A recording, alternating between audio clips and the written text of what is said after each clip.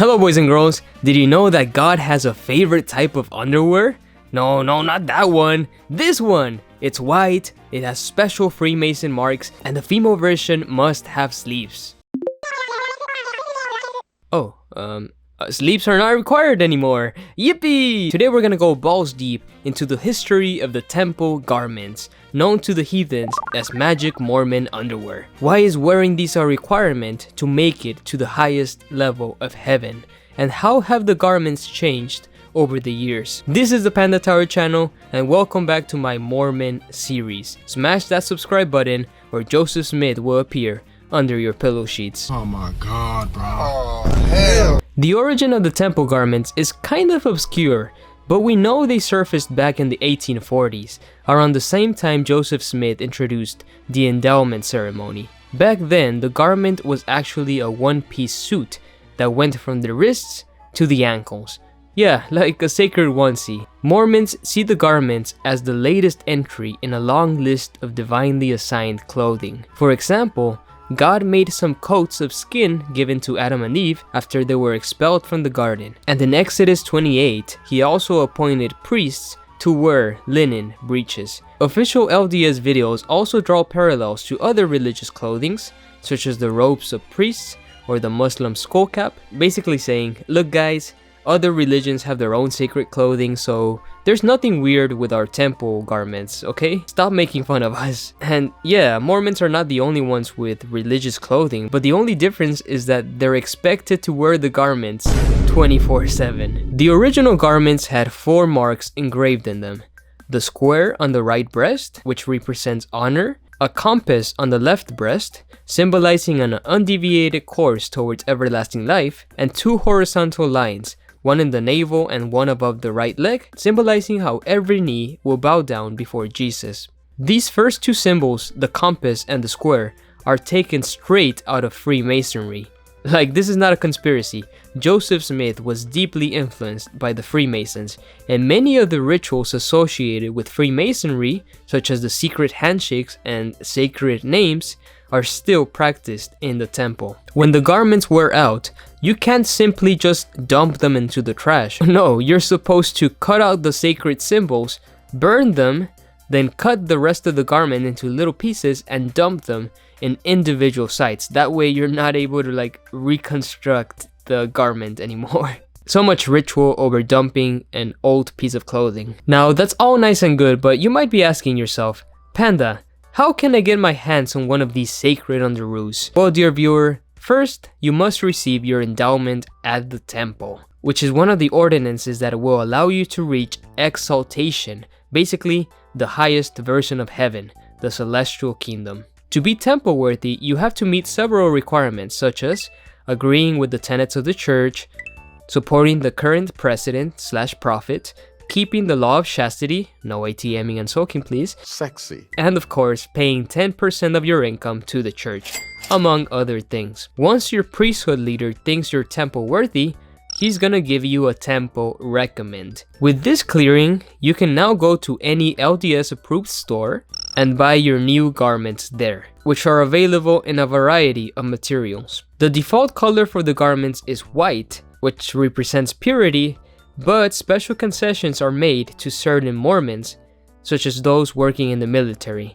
In their case, they can actually get camo-colored garments, which is pretty funny. Just imagine getting killed by a Mormon troop who's wearing some sacred camo undergarments. It's kind of silly. You can also buy garments online, but in order to even see the products, you need to sign into the website as a member, and since I'm a dirty heathen that has never stepped foot into a Mormon church, I can't even glance at the products. After you get your hands on the garments, you're gonna head to the temple and put these on for the first time. Putting on the sacred garments is like a rite of passage for the believer, and wearing the garments serves as a reminder of the covenants they made in the temple. The garments also remind us of the veil that was in the temple of Jerusalem, which separated the holy from the holy of holies, and which was ripped in half when Jesus died. So the garments symbolize Jesus' atonement, which makes our salvation possible. The final key to the garment is that it is to be a covering, a shield, and a protection. In multiple ways, the garment symbolizes taking upon us and wearing Jesus Christ. I don't wear temple garments because the church forces me to. I don't wear them because they're fashionable or convenient or comfortable. I willingly choose to wear garments not only because they remind me of the promises I have made with God, but also because they remind me every single day in terms tracing back to the dawn of the human story that Jesus Christ is my Savior. It's like a lot of symbolism in one polyester package. In the temple, you make a solemn promise to wear the garments for the rest of your life. They can only be taken off during activities where it's not possible to wear them, such as when you're exercising, or when you shower, or when you engage in sexual relations with your spouse. Now, I've never been a Mormon myself, as you can tell, but these garments look kind of uncomfortable, like they would give you some mean wedgies, especially in really hot weather. According to this commenter here, the garments are made with synthetic fibers, aka plastic, which makes them a little bit less hot than a plastic bag, and that making them with fine cotton or linen would make the garments much more breathable, but of course that would cost the church a lot more money, and the church always needs money, right? So if you're a current or former member of the church, please let me know, like, how was it wearing these things? Was it really uncomfortable? Did you just get used to it? I'm super curious. I'm guessing your experience with the garments would vary wildly depending on where you lived. I would love to try them out myself, but sadly, not a member. I'm not even allowed to see them. Thankfully, the garments have been modified over the years, making them a tad bit more comfortable than just wearing a trash bag over your skin. In 1923, the sleeves were cut just below the knee and above the elbow. And in 1979, the church released a two-piece garment, which seems like a huge improvement over the original onesie. I mean, just imagine trying to go number 2 with this thing. You have to take the whole thing off at the risk of it touching the dirty floor. Yeah, that was a good change. The sacred symbols are now screen printed instead of embroidered. And just last year, the church announced a new sleeveless garment for both men and women living in hot climates, and even some skirt options for the ladies.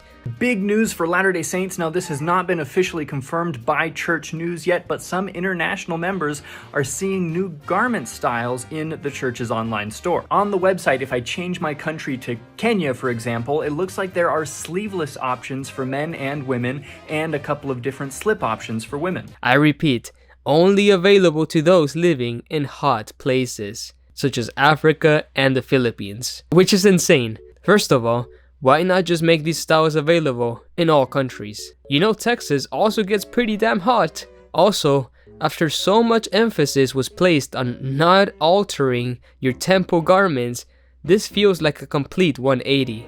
Although this change was received with gratitude from the LDS ladies who made up all sorts of excuses to not think too hard on the changing nature of this religion, it also pissed off a lot of former members who were once berated if they showed just a bit of their shoulders, or if they tried to modify the shape of the garment ever so slightly. Yeah, I would be kinda pissed too. The LDS church acts as a parent that lets their youngest children do what their oldest child was never allowed to do. Who knows, maybe in 50 years we're gonna see a string top garment or something, and LDS apologists will find a way to justify the change somehow. Of course, all of these are just arbitrary rules that are changed on a whim in order to keep people happy and not get them to leave. And members are expected to take all these changes with utmost gratitude and totally not question why these rules were ever there in the first place. Remember, kids, today's revelation is tomorrow's outdated doctrine. At least most current LDS members are rejoicing over the changes, and well, good for them, you know. It makes wearing the garments a little less tedious. When your religion places so many restrictions on you, even the tiniest concessions seem like a gift from Heavenly Father himself. I've waited for this forever. I've never been so happy. Now there's another interesting aspect to the garments that deserves to be discussed. The garments are said to serve as a protection. How exactly? This is how the official LDS website describes it. Faithfully and righteously wearing the temple garment provides a shield of God's power. Power to increase our desire to become more like Him. Power to love and serve more completely. Power to resist Satan's temptations. Power to withstand the world's confounding voices. And power to cease fleeing make an about face and confront Babylon and be victorious. Wow. The power and protection do not come from the fabric of the garment itself. The power we receive as we keep our covenants, including the covenant to wear the temple garment, comes from Jesus Christ. He is the source. So it's not that the garment itself has magic properties, because of course, cheap synthetic fabrics are not magical, but instead, by wearing the garments, we are reminded of the covenants we made at the temple. And that is what gives us the power to face temptation and do good things. And yeah, just imagine you and your Mormon girlfriend start to get intimate, you know, start removing some clothes, and then you have to dig across these fucking things. That would definitely be a turnoff, seeing the garments and remembering the harsh punishment you're gonna receive from your religious community. I can definitely see how these would work as a deterrent for temptation. So the garments offer spiritual protection, but they can't offer physical protection, right?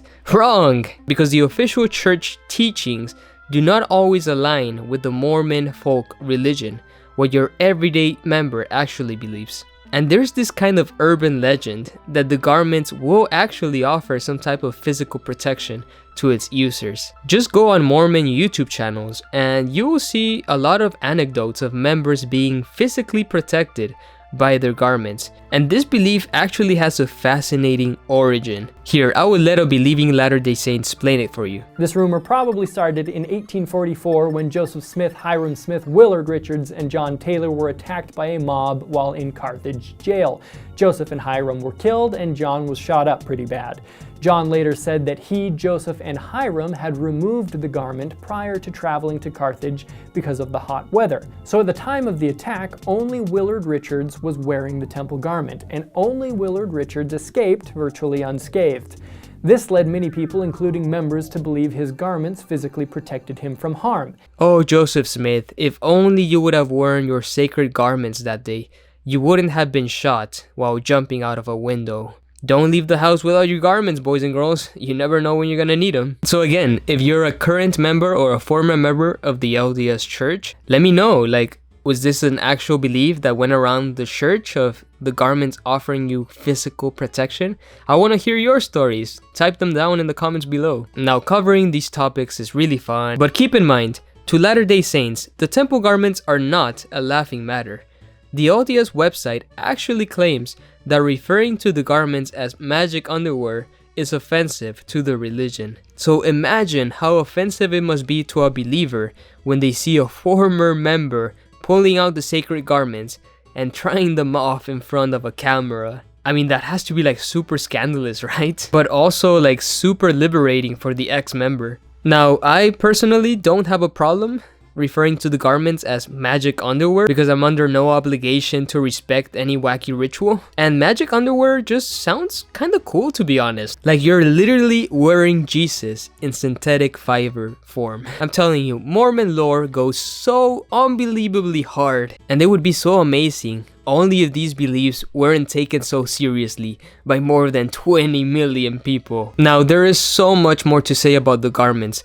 I really recommend you check out Elisa Greenfeld's video on the topic. She really goes into detail from like the type of materials used to the urban legends surrounding the garments. And of course, she gives you her first-hand account of the whole initiation ceremony in the temple, which gets really weird. In a religion known for its secret Masonic handshakes and its baptisms for the dead, wearing sacred undergarments is actually quite tame. It's like the least scandalous aspect of this religion. Oh, Mormon Jesus. Mormons believe in Mormon Jesus. So if you have experience with the temple garments, either if you're a current member or have left the church, I would love to hear your experience. How was it wearing the garments? How was it going through that temple initiation ceremony? I'm super curious to find out. This was a really fascinating rabbit hole to fall into. I'm telling you, I love talking about the Mormon religion. It's just really fun. If you appreciate my work and would like to support me, please head on over to Patreon or become a channel member. Guys, it's only $1 a month and you gain early access to all my work. Take it easy, guys. Have a wonderful day and stay away from double espressos.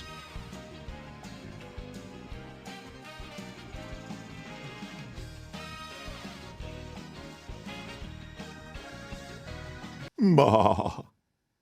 Goodbye, little sheep.